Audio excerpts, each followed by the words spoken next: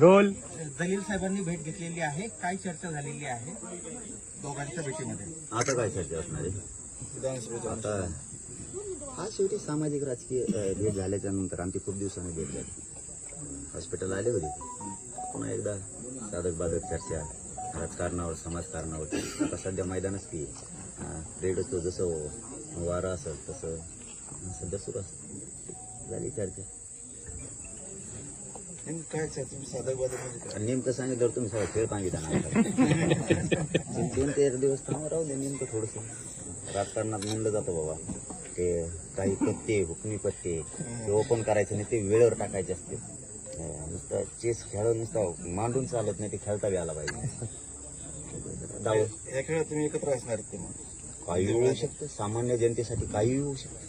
सामान्य जनतेसाठी काही पण होऊ शकतं. आमच्यासाठी नाही, आमच्या स्वस्वार्थासाठी किंवा आमदार होऊन खासदार होऊन कुठं राजकारण करायसाठी नाही जायचं. सामान्याच्या अन्यायाला वाचा फोडण्यासाठी जर जायची वेळ येणार असेल काही होऊ शकतं. का नाही होऊ शकत? ओके.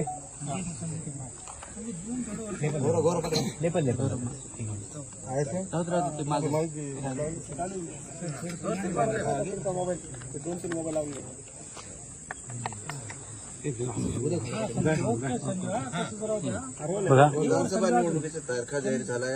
आज आपण जरांगे पाटलांची भेट घेतली, नेमका उद्देश काय होता?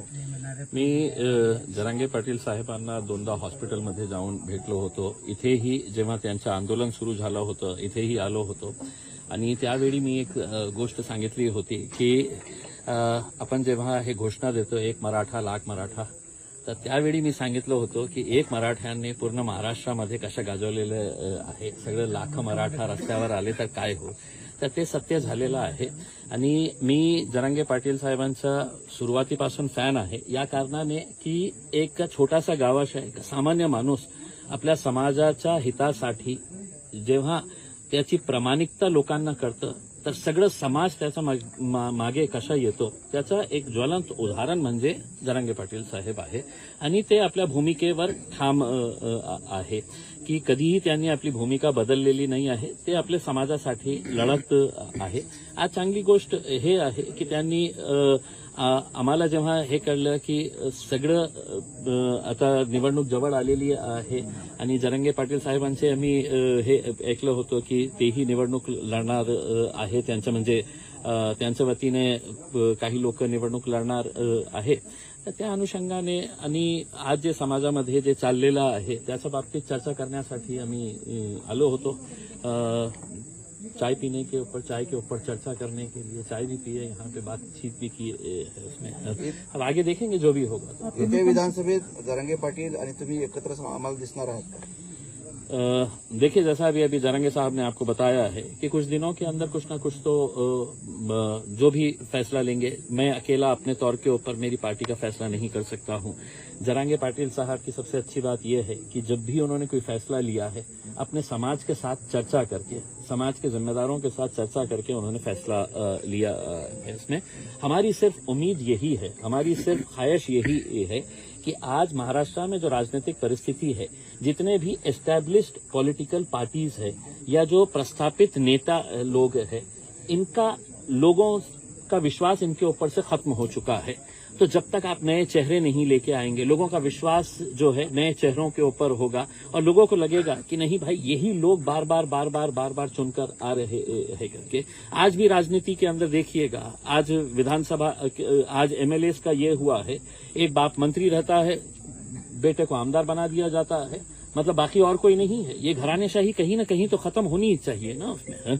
तो आज अगर कोई ऐसी कोशिश की जा रही है तो हम उस कोशिश के अंदर पूरा साथ देंगे जरांगे पाटील साहब को. जरांगे पाटलांनी बुद्धिबळाचं उदाहरण दिलंय. तुम्ही एका बाजूने एकत्र आलात आणि पुढचा कोण आहे राजा जो तुम्हाला मारायचा आहे? नहीं, मैं समझा नहीं हूँ. बुद्धिबळाच्या 2 सोंगट्या असतात, दोन्हीकडे राजा असतात. तुम्ही एकीकून झालात तर पुढचं टार्गेट कोण आहे? देखिए साहब, मैं ये समझ के चलता हूँ कि यहाँ पर राजा की बात नहीं हो रही है, यहाँ पे प्रजा की बात हो रही है. जरांगे पाटिल साहब भी जितना भी आंदोलन कर रहे हैं वो उनके समाज के साथ जो नाइंसाफी हो रही है उसके लिए वो आवाज उठा रहे हैं, लड़ रहे हैं. हमें तो ये बात समझ में नहीं आती है. मैं विधानसभा के अंदर जब आमदार था उस वक्त एक भाषण किया था और मैंने मैंने ये बताया था कि अगर भाजपा तैयार है, शिवसेना तैयार है, कांग्रेस तैयार है, एनसीपी तैयार है, समाजवादी तैयार है, हम तैयार है, तो क्या वजह है कि इसके अंदर रुकावटें लाई जा रही है करके। देखिए, बोलना कुछ और करना कुछ, ये राजनीतिक पार्टियों के बड़े बड़े नेताओं की आदत बन चुकी थी।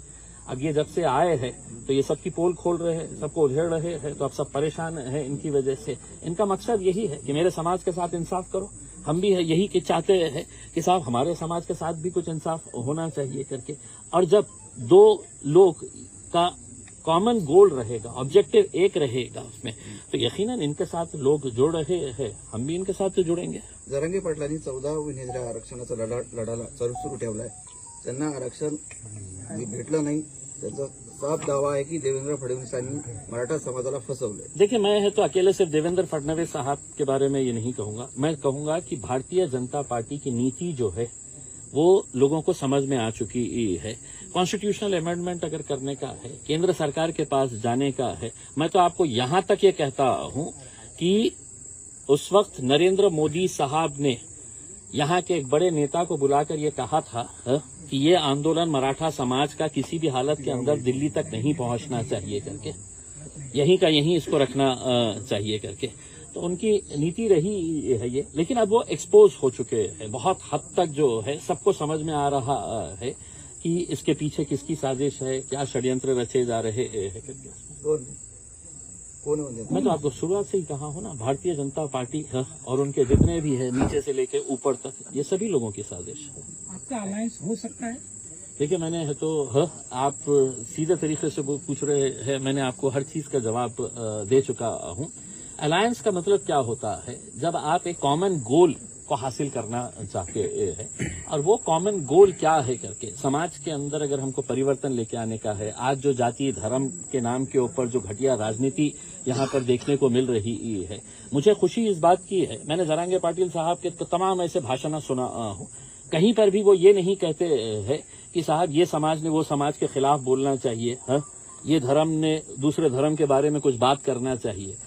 उनका एक गोल है, उनकी एक सोच है कि भैया हमको रहना सबको साथ में ही है करके। उसमें उन्होंने कितने उदाहरण अपने गांव के दिए हैं यहाँ पर कि उनके गांव के अंदर किस तरीके से अच्छा, लेकिन आज क्या वजह है कि महाराष्ट्र के अंदर जाति धर्म और मजहब की दीवारें खड़ी की जा रही है, उसको कहीं ना कहीं गिराना चाहिए। और वो कौन गिरा सकता है? जो एस्टेब्लिश लीडरशिप है उनसे हमारी उम्मीदें खत्म हो चुकी है, तो जो नई लीडरशिप डेवलप हो रही है, अगर वो प्रामाणिक है और जिसको मैं जरांगे पाटिल साहब के अंदर देखता हूं, तो मुझे भी ऐसा लगता है कि एक नई पहल हो रही है, क्यों ना हमें कोशिश करके देखें करके। जरांगे पाटिल के जो आंदोलन था उसका जो फायदा है मुस्लिम तबके के बच्चों को भी मिला है।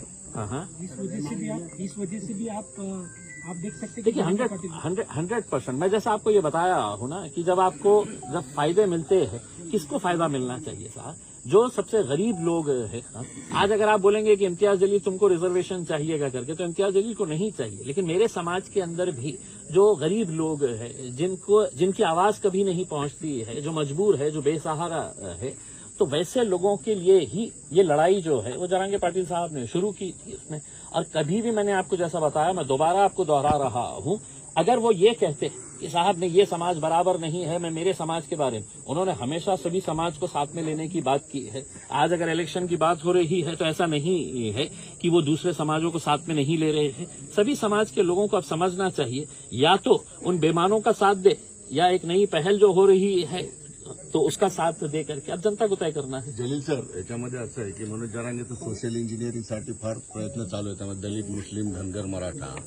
तुम्हाला वाटतं की ही सिच्युएशन आताची जी आहे ते योग्य आता गणित बसू शकतं, योग्य संधी आहे? मला असं वाटतं की 2024ची ही जी निवडणूक आहे याच मुद्द्यावर असणार आहे की आज महाराष्ट्रामध्ये किंवा देशामध्ये जे आज जाती धर्माचा तेढ निर्माण करण्याचा जे प्रयत्न सत्ताधारी आणि विशेषकर भारतीय जनता पार्टीकडून जे सुरू आहे ते कुठेतरी थांबायला पाहिजे। आणि आज सगळ्यात जास्त महाराष्ट्राला काय आवश्यकता आहे तर सोशल इंजिनिअरिंगची, म्हणजे सगळ्या जाती धर्माचे कोणत्याही माणसाला एकमेकाशी द्वेष करायचं नहीं है, उनको अपनी रोजी रोटी से है तो फिक्र ये है, परेशान है, किसान परेशान है।